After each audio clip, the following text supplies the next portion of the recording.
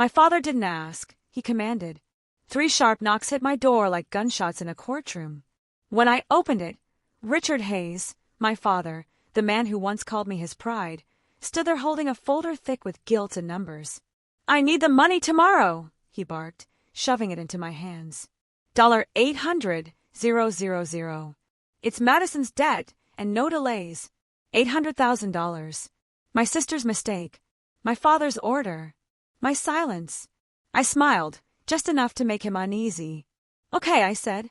4 hours later, I was rolling a suitcase through the quiet terminal, the sound of my heels echoing like a verdict. I wasn't running away. I was setting the stage. When my father came to collect the money the next day, he found my door locked and a single box waiting on the porch.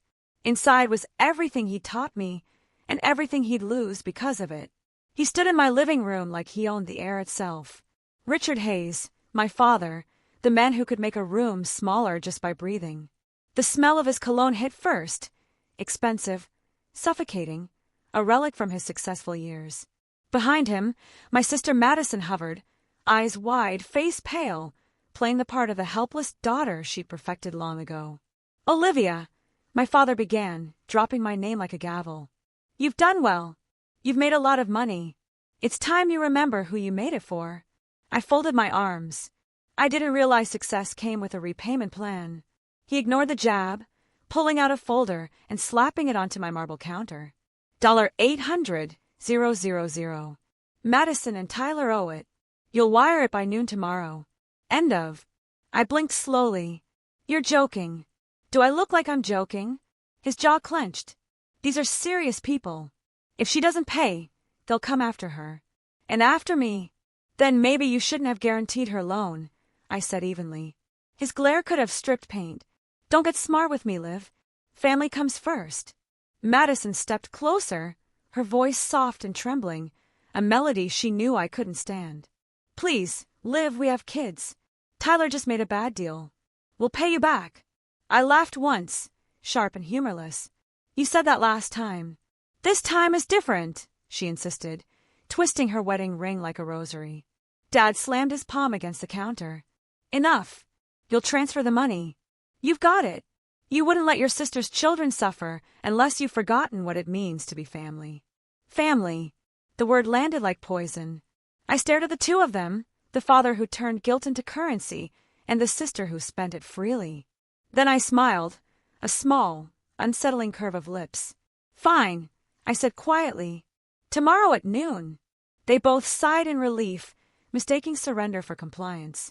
Madison hugged me lightly rehearsed, and my father patted my shoulder as if he'd just closed another business deal. When the door shut behind them, the silence in the house changed shape. It wasn't empty. It was alive. I sat down, opened the folder, and looked at the debt. $800,000. Tyler's gambling receipts. Madison's designer statements.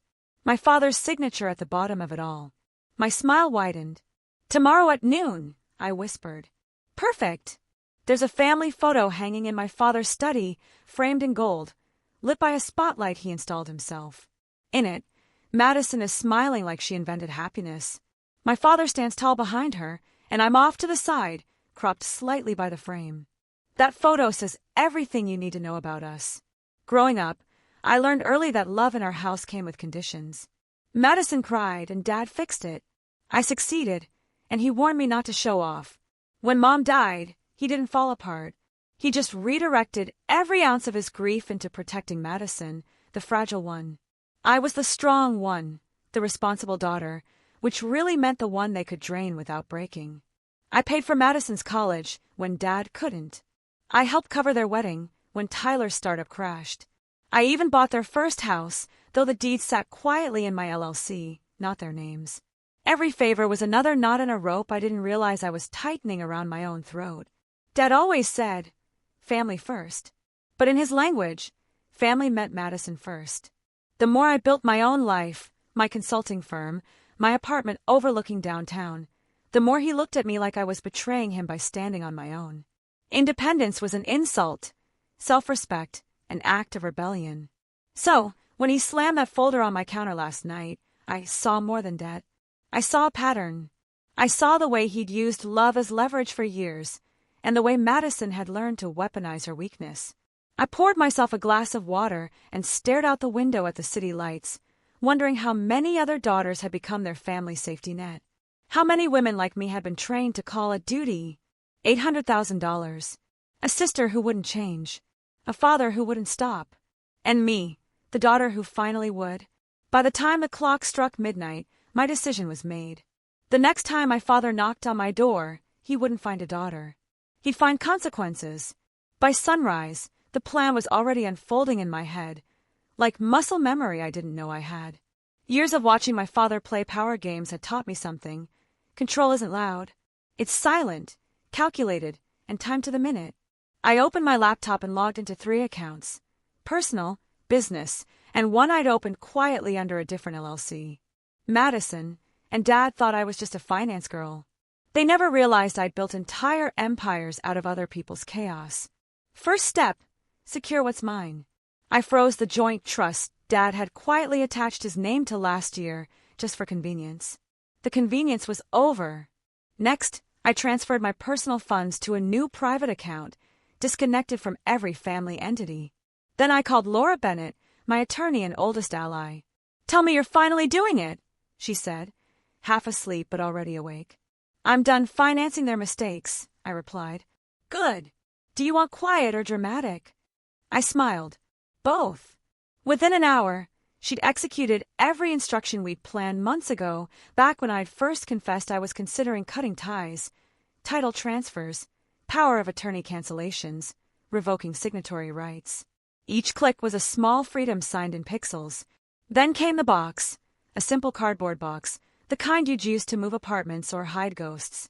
Inside, I began to build my message.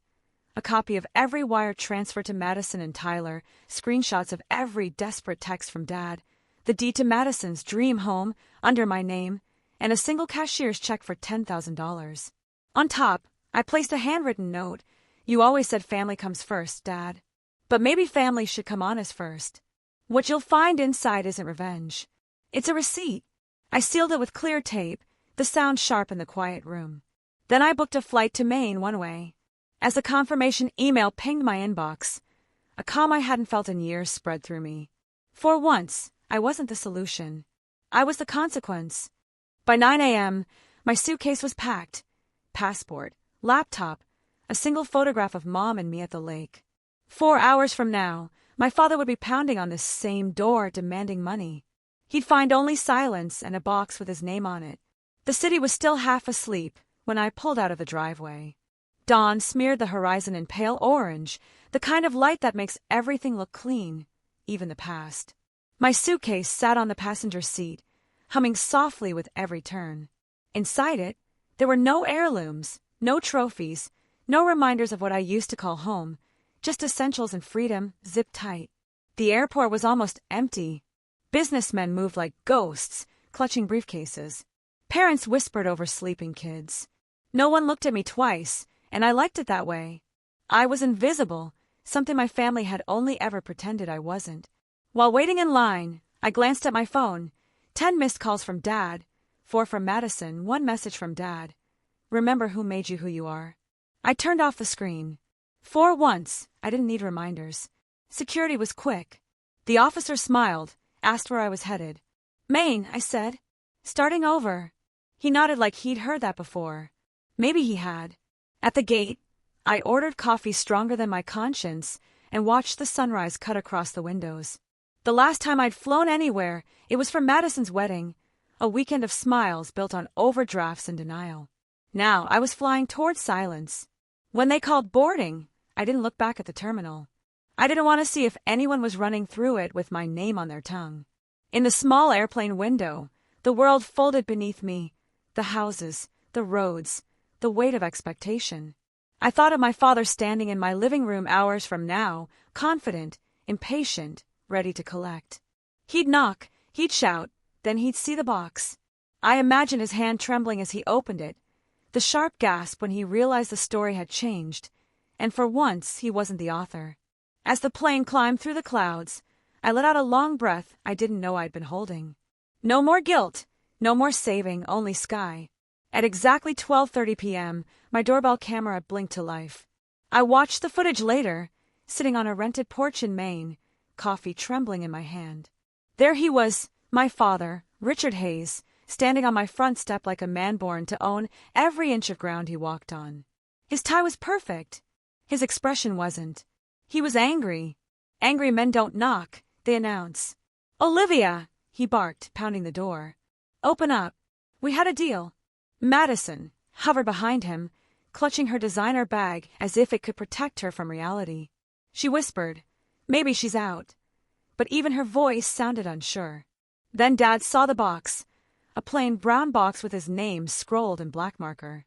He frowned, bending to open it like curiosity could still be his ally.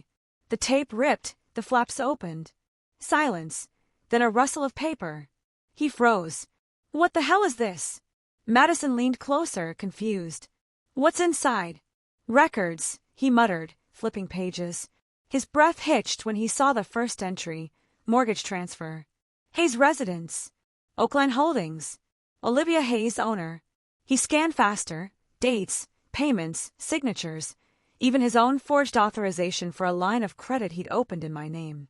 Each line peeled another layer of his pride. "Olivia," he said, my name like a curse, like it had teeth. Then came the USB drive. He held it up, confused, slid it into the small speaker I'd left on the porch, and my voice filled the air. "Dad, you taught me that family comes first. You just never taught me how to survive being the only one who meant it. What's inside this box isn't revenge. It's the truth. And the truth has receipts." Madison gasped. "She recorded us." He didn't answer. He was staring at the photo I'd left on top, the two of us at the lake, before everything turned into transactions. His fingers shook. Then came the note, my handwriting clean and calm. "If you ever love me for who I am, not for what I can fix, you'll stop knocking on my door and start looking in a mirror." For the first time in my life, I saw him break. Not yell, not threaten, not lecture, just break. His shoulders fell. The box dropped from his hands. Madison started crying, not for me, but for herself. "What do we do now?" He didn't answer. He just whispered, "We lost her." Then he turned, stepped off my porch, and left the box behind. At that same moment, 1,400 miles away, I sat by the window of a quiet cafe, watching the tide rise, and whispered back, "No, you lost control." By the next morning, the silence had shattered. My phone, new number, new SIM, buzzed with updates from Laura, my attorney. Each message was short, clinical, surgical. "Laura, Hayes Supply Board voted emergency audit. You were right about the missing funds." "Laura," Madison called, screamed about betrayal, then asked if you'd still pay her rent. "Laura, they froze your father's company card. He's furious." I set the phone down.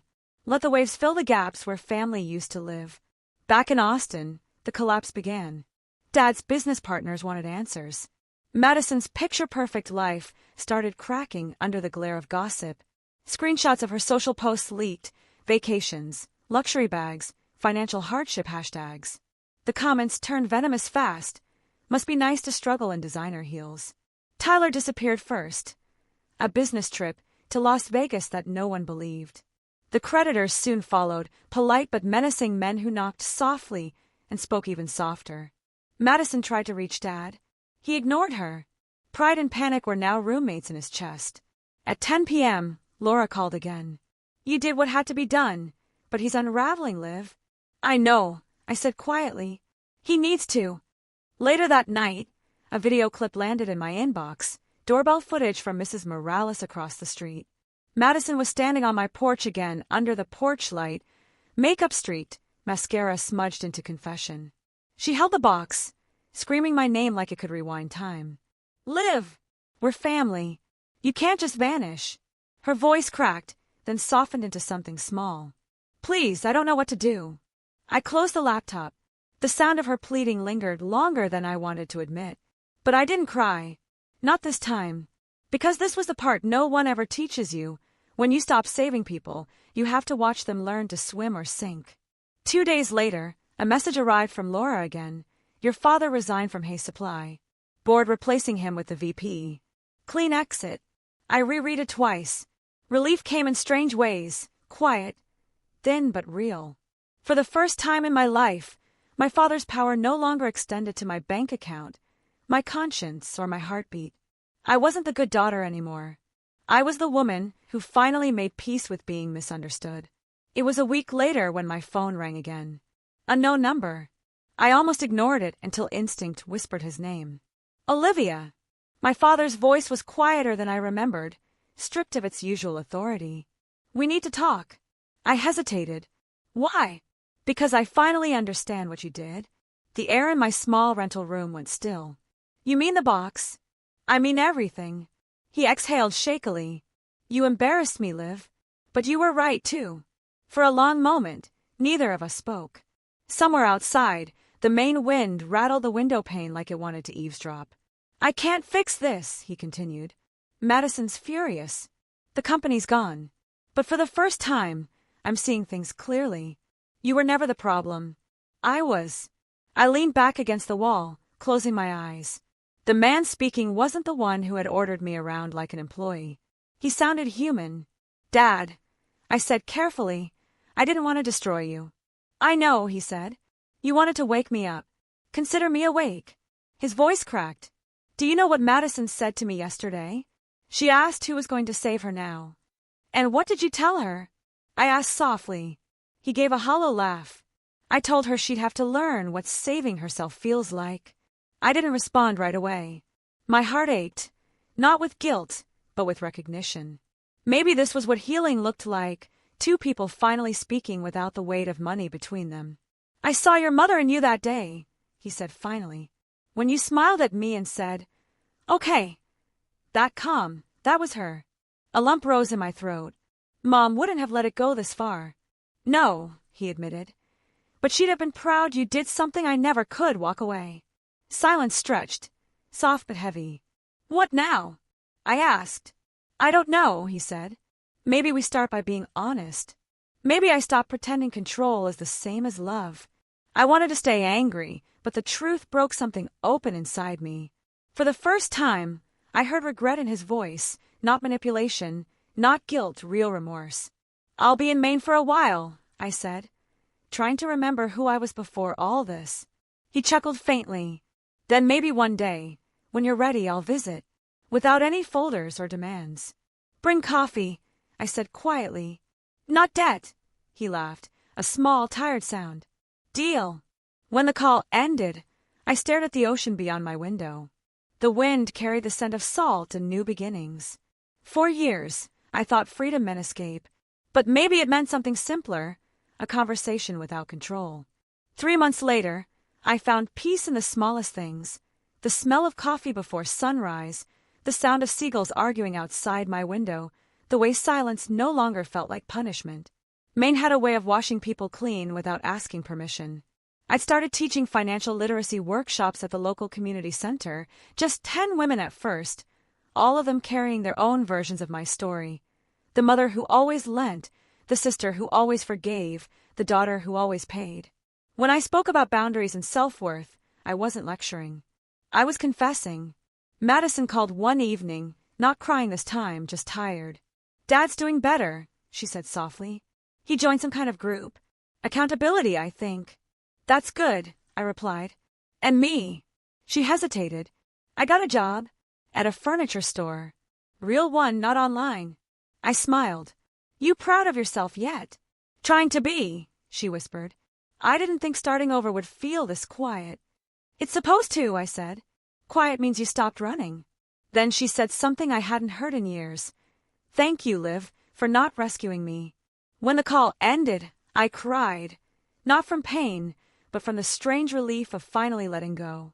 Weeks later, my father sent a single postcard, a picture of a fishing dock, blue water, his handwriting small and uneven. You were right.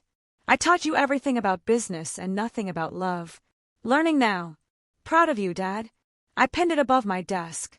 That night, I walked down to the shoreline, the wind cold and forgiving. I thought about everything that had happened. The box, the flight, the fallout, the conversations that healed more than they hurt. For the first time, I wasn't waiting for anyone to knock on my door. Because this time, the only thing on my porch was the sound of the sea and the kind of freedom that doesn't need forgiveness to exist.